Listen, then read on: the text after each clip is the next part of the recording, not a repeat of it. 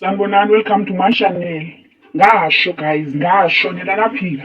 Ngitshela ukuthi uSarasi season 2 ukhona lapha kuzi elekho nalapha kula ama channel aseNdiya. uSarasi ku season 2 uyacabanga ufikela imicabango, itrauma yezinto ezimbi adlule kuzo ku season 1, even though sibephile i-soft life benoRahul. Kodwa sisakhona izinto ezimbambezela ezimbuyisela emuva. Yocabanga ngepast yakhe, yocabanga la adlule khona. Zonke lezi zinto edlula kuzo, ibanjwa izigebenga, iqinelwe ezitulweni, eshiswa, yenziwa yonke into ebuhlungu emehlele. So nomelele nje noRahul wayemanethuka uRahul. uSaraso yini? uSaraso nje weRahul nje kufika konke nje adlule kuwo kubuhlungu, yonke itrauma nje adlule kuyo kumhlupha kumehlula.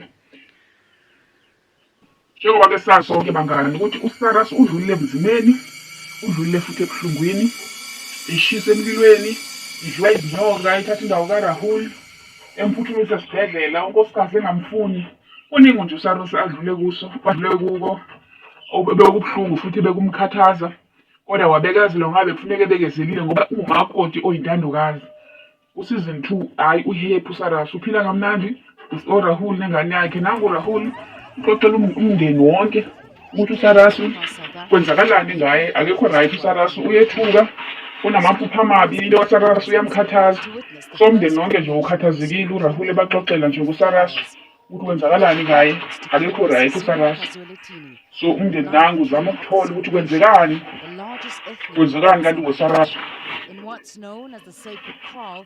ngoba sekudlulile konke. Izigebenga lezi uShaimali noPriti baphinde babahluphe futhi ke baphinde babekhona empilweni yabo. So kunjalo nje nangunkosikazi siyambona ngendlela azizonda ngayo, azicasukela ngayo, ukuthi akazi ukuthi abe islimanga empilweni, avumele oShaimali ukuthi bazodestroy umndeni wakhe. Akazazi ukuthi wayengenwe yini ukuthi labantu abafake empilweni yakhe, afake noPriti amenze ifa yakhe, kanti uzonshontsha izinto zakhe, izinto zabantu bakhe, izinto zikaSarasi noRahul. uSarasi intandokazi, uSarasi indlalifa yakaPrasad. So wayekhathazeke kakhulu unkosikazi. Umyeni wakhe zama umduduza, umiste ukuthi unkosikazi ungasakhathazeki ngoba sedlulile konke lokho.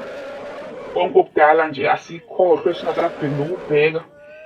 uShaimani nje bebaxabanisa ngoba ngiyakhumbula ukuthi uShaimani wakuwenza umyeni nalo ebenza mbingathi uyajola, emane evezela unkosikazi, emane ehleke efuna ukubehlukanisa.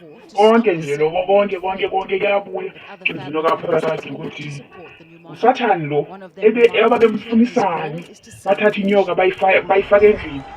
So guys, ngicela usubscribe for more, ngizokuphathela nokunye iyaqhubeka. Ngicela ukuthi usubscribe ku-channel babone iyaqhubeka. Ngiyabonga. Subscribe kuningi ngizokuphathela nokunye kuyaqhubeka.